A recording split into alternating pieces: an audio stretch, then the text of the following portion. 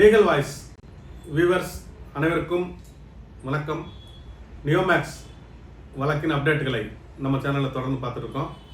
அந்த வகையில் அந்த ஜாமீன் ரத்து வழக்குகள், கேன்சலேஷன் ஆஃப் பெயில் கேசஸ், அதில் நிறுவனம் கொடுத்த சொத்துக்களை ஏலம் விடுறது, அந்த ஏலம் விட்டு மக்களுக்கு பணம் கொடுக்கணுன்றதுக்காக ஏலம் விடும் முறைகள், அந்த தேதி, அந்த விஷயங்கள்லாம் முடிவு பண்ணணும்னு சொல்லி தொடர்ந்து கடந்த ஒரு மாத காலமாக அந்த விசாரணை போயிட்டு இருக்குது. இன்று நடந்த விசாரணையில் எம்எஸ்டிசி அந்த பாசிபிலிட்டிஸ் எப்படி பண்ணலான்றதை சொல்லணுன்ற மாதிரி சொல்லிட்டு அந்த ஏலம் விடுற தேதியெல்லாம் முடிவு பண்ணணும்னு சொல்லியிருந்தாங்க. அதை தொடர்ந்து எம்எஸ்டிசியும்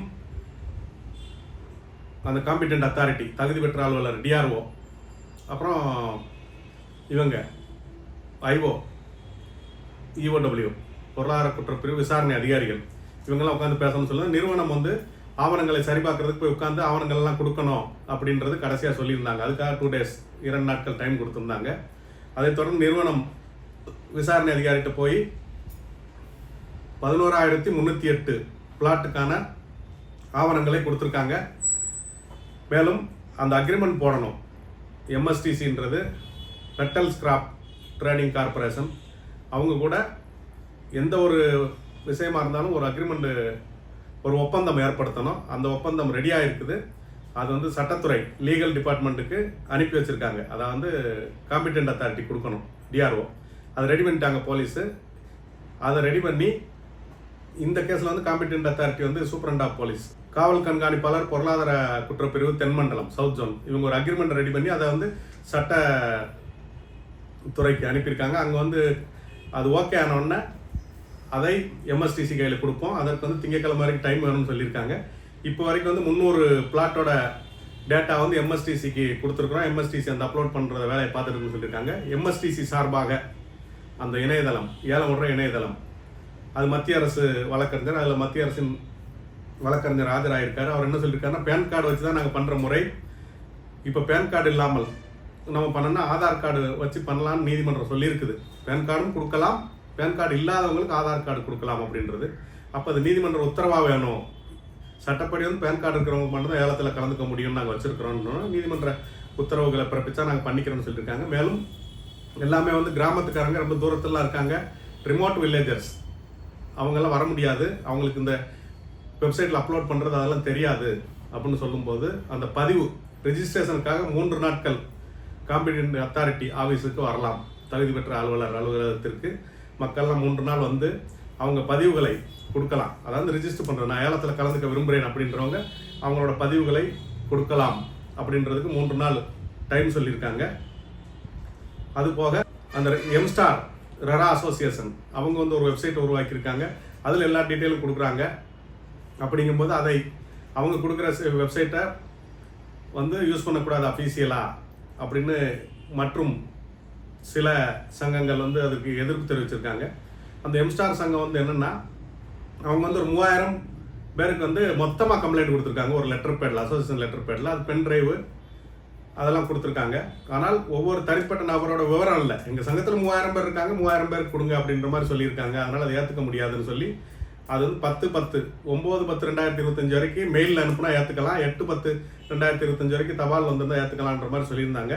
அப்போ 10/10/2025 அன்னைக்கு உங்கள் இதை ஏற்றுக்க முடியாதுன்னு ரிஜெக்ட் பண்ணியிருக்காங்க. அப்போ அவங்க நாங்களும் ஏலத்தில் கலந்து கொள்ளணும், இந்த முதல் முறையாக வர்ற பணத்தில் எங்களுக்கும் பங்கு கொடுக்கணும், போது செப்பரேட் லிஸ்ட்டு, அவங்க லிஸ்ட்டை வந்து தனியாக கொடுக்கணும் அப்படின்னும். மேலும் சில சங்கங்கள் வந்து அதற்கு எதிர்ப்பு தெரிவிச்சிருக்காங்க. ஏன்னா இவங்க நான் புகாரே கொடுக்க மாட்டேன்னு சொல்லிட்டு, புகாரே கொடுக்காம நாங்கள் ஒரு வெப்சைட்டை கிரியேட் பண்ணியிருக்கோம், எங்கள் வெப்சைட்டில் எங்கள் மெம்பர்ஸோட லிஸ்ட்டெல்லாம் ஏற்றி வச்சிருக்கிறோம், நாங்கள் ஒரு ஆப் வச்சிருக்கிறோம், இந்த ஆப் மூலமாக எல்லா பிரச்சனையும் சால்வ் பண்ணிடுவோம், நாங்கள் புகார் கொடுக்க மாட்டோம் அப்படின்னு தொடர்ந்து சொல்லிட்டு இன்னைக்கு வந்து நீதிமன்றத்தில் நாங்களும் கலந்துக்கோன்னு சொல்கிறாங்க. அதை ஏற்றுக்கக்கூடாது, அவங்க எதுவும் செப்பரேட்டாக தான் வைக்கணும், செப்பரேட் லிஸ்ட்டு அப்படின்ற மாதிரி சொல்லியிருக்காங்க.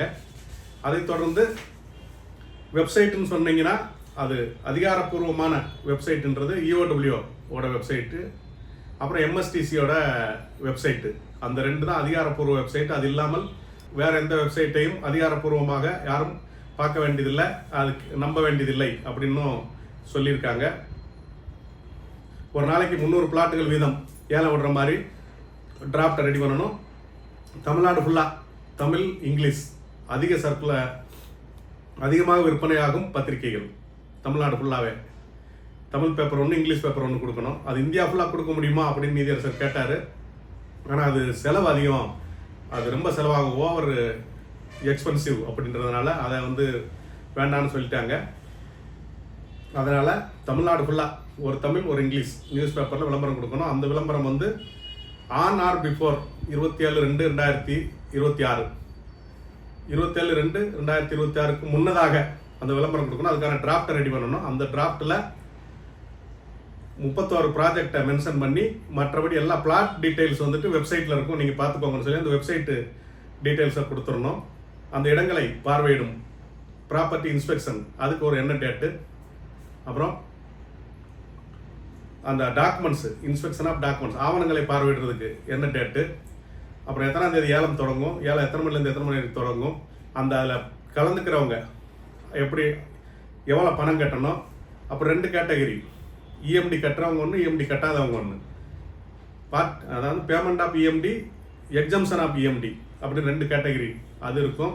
இந்த டீட்டெயிலாம் கொடுத்துட்டு இது ஒரு டிராஃப்ட், இது வந்து ஒரு வரைவு விளம்பரமாக வந்து ரெடி பண்ணி அதில் எல்லா டீட்டெயிலும் வர்ற மாதிரி ரெடி பண்ணிவிட்டு நீதிமன்றத்தில் சமர்ப்பிக்கணும் அப்படின்னு வந்து நீதியரசர் சொல்லியிருக்காரு. அதற்காக வழக்கானது 24/2/2026 அந்த தேதிக்கு வந்துட்டு போட்டிருக்காங்க. இந்த ஆதார் தவிர உங்கள் ஃபோன் நம்பரும் கொடுக்கணும், ஃபோன் நம்பருக்கு ஒரு ஓடிபி வரும், இதெல்லாம் சொல்லியிருக்காங்க. மேலும் எந்த தேதியிலிருந்து பதிவு, எந்த தேதியிலிருந்து நீங்கள் போய் பதிஞ்சுக்கணும் அந்த விவரமெல்லாம் அதில் சொல்லுவாங்க. அது போக இடி என்ஃபோர்ஸ்மெண்ட் டைரக்டரேட், அமலாக்கத்துறை, அதுபோக இன்கம் டேக்ஸ் வருமான வரித்துறை, அந்த வழக்கறிஞர்களுக்கெல்லாம் அந்த காப்பி இப்போ நம்ம சொன்ன விஷயத்தை அந்த ஆர்டர் காப்பியும் கொடுத்து அந்த டிராஃப்ட் ஒரு விளம்பரம் டிராஃப்ட் கொண்டு வரல அதையும் அவங்களுக்கு கொடுத்துடணும், அவங்கள வர வைக்கணும் நீதிமன்றத்திற்கு அடுத்த விசாரணையின் போது அப்படின்னு சொல்லியிருக்காங்க. ஏன்னா இது எல்லாமே அவங்க வாட்ச் பண்ணுவாங்க, அவங்களும் ஜப்தி பண்ணி வச்சுருக்காங்க.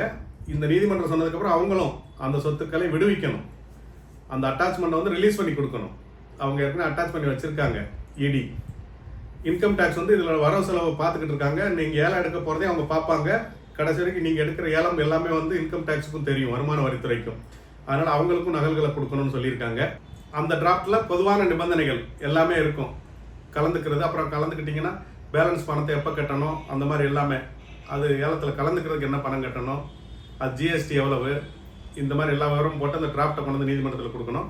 அது போக காவல்துறை தரப்பில் பொருளாதார குற்றப்பிரிவு என்ன சொல்ல 9/10/2025 வரைக்கும் வந்த இமெயில் உட்பட அனைத்தையும் நாங்கள் வந்து அப்லோட் பண்ணி வச்சுருக்கிறோம் அப்படின்னு சொல்லியிருக்காங்க. அதுபோக நீங்கள் ஆதார் கொடுக்குறீங்கன்னா உங்களோட ஆதாரை பார்க்குறதுக்கு ஆதார் வந்து தனிப்பட்டவரின் அடையாளம், அது எல்லாரும் பார்க்க முடியாது, எல்லாருக்கும் தெரியாது. அதனால் இந்த ஆதார் நீங்கள் கொடுக்குறீங்கன்னா உங்கள் ஆதார் வந்து அந்த நிறுவனம் ஏற்றுக்கிறதுக்கு நீங்கள் சம்மதம் கொடுக்குறீங்கன்னு அர்த்தம். அதனால் to give consent to use your Aadhaar அப்படின்னு எக்ஸ்பிளைன் பண்ணியிருக்கார் நீதியரசர். அதுபோக இந்த செலவு தொகையெல்லாம் வந்து காவல்துறையினர் இந்த நீதிமன்றத்திற்கு மாண்புமிகு பரத சக்கரவர்த்தி அவங்க முன்னாடி கொடுத்தாங்கன்னா அவர் வந்து டேர்ன்பிட் நீதிமன்றம், அதில் பணம் இருக்குது டெபாசிட்டில், இந்த நியோமேக்ஸ் வழக்கின் கணக்குகளில், அந்த டேர்ன்பிட் நீதிமன்றத்துக்கு அனுப்பி அங்கே வந்து அந்த பணத்தை அந்த பேப்பர் விளம்பரத்துக்கு மற்ற செலவுகளுக்கெல்லாம் வந்து கொடுக்கறதுக்கு ஒரு உத்தரவை பிறப்பிப்பார். இது போக இந்த வழக்கில் ஏதாவது தேவைன்னா அப்பப்போ நடக்கிற மாற்றங்கள், அது ஏதாவது தேவை அப்படின்னா நீங்கள் வந்து யார் வேணாலும் காலை 10:30 மணிக்கு நீதியரசர் மேலே நீதிமன்றத்தில் ஏறும்போது நீதிமன்றத்தின் கவனத்திற்கு கொண்டு வரலாம், டு மென்ஷனிங் அப்படின்னு வந்து நீதியரசர் சொல்லியிருக்காரு. இதைத் தொடர்ந்து 24/2/2026 தேதிக்கு வழக்கானது ஒத்திவைக்கப்பட்டுள்ளது. அந்த தேதியில் அந்த விளம்பரம் வந்து டிராஃப்ட் ரெடி ஆகிடும். அதை அப்ரூவ் பண்ணிட்டாங்கன்னா 27/2/2026 அந்த விளம்பரம் கொடுத்துருவாங்க. அந்த விளம்பரத்தில் அனைத்து விவரங்களும் இருக்கும், ஏலம் சம்பந்தமான விளம்பரங்கள் இருக்கும்.